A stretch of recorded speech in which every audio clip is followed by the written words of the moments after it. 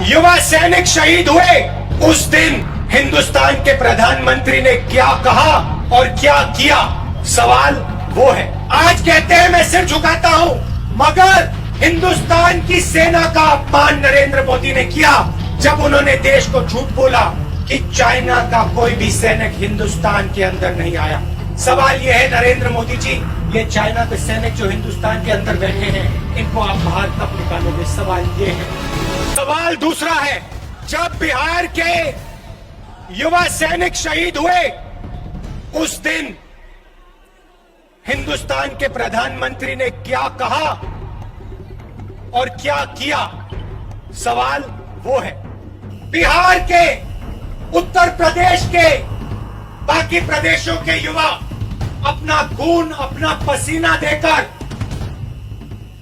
हिंदुस्तान की जमीन की रक्षा करते हैं, जहां -20, 25, 30 डिग्री सेल्सियस का टेम्परेचर है।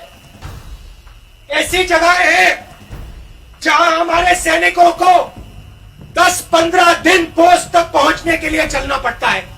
सियाचिन में हमारे युवा ठंड से मरते हैं, भूखे रह जाते हैं, वापस नहीं आते।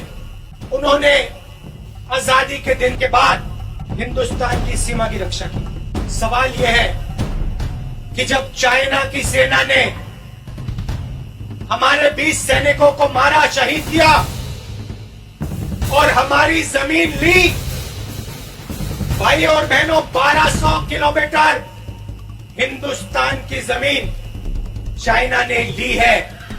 चाइना की सेना हिंदुस्तान के अंदर है।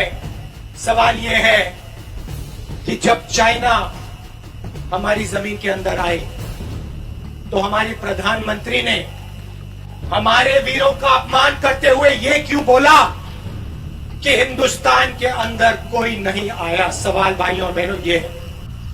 आज कहते हैं मैं सिर झुकाता हूं, मगर हिंदुस्तान की सेना का अपमान नरेंद्र मोदी ने किया जब उन्होंने देश को झूठ बोला कि चाइना का कोई भी सैनिक हिंदुस्तान के अंदर नहीं आया।